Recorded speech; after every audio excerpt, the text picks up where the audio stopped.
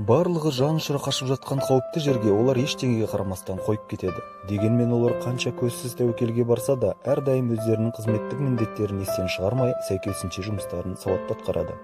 Кей жағдайда өрт орын алған аумаққа келіп жеткен өрт сөндірушілер қызыл жалынды ауыздықтау үшін су шашпақ болғанда, алдымен өртке оранған тұрғынжайды электр көзінен ажыратқанша су беруді кідірте тұруларына тура келеді. Ал мұндай жағдайды дұрыс түсінбей, дүрбелеңге салынған жұрт, әне өрт сөндірушілер ылғи өрт орнына осылай сусыз келеді деп даурығады. Кей жағдайда 5 тонна судың жылдам таусылу салдарынан да жұрт осындай ойға қалып жатады. Ал шындығында әлгі 5 тонна су жоғары қысыммен жұмыс істеу барысында небәрі 5-10 минут ішінде түгесіліп қалатындығын бірі білсе, бірі білмесе анық.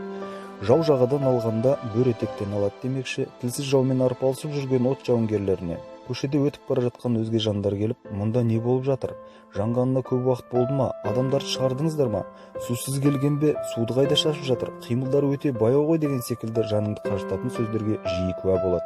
Ыстық жалын бетін шарпыған жігіттер кәсіби тұрғыдан жіті қимылдап, онсыз да барын салып жатқандарын көрсе де сезбейді шамасы. Немесе олардың жұмыс атқаратын орындарына, я болмаса кабинеттеріне бас сұғып, немен айналысып жатқандарын сұраса, өздері қалай қабылдаған болар еді.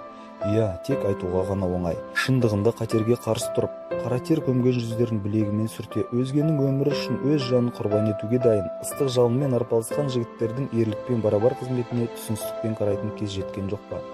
Қалай дегенмен де өрт сөндірушінің жұмысы күрделі әрі ауыр.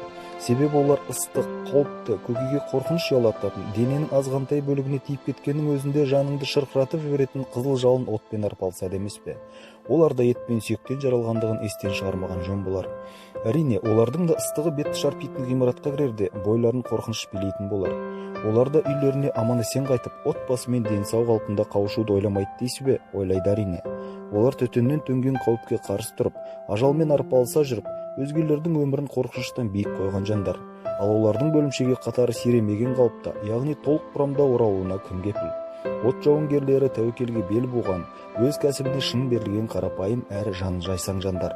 Ал өз кезегімізде тұрғындардан өтініп сұрайтынымыз бір ғана нәрсе, ол тек өрт қауіпсіздік ережелерін қатаң сақтап, сақ жүргендеріңіз абзал дегіміз келеді.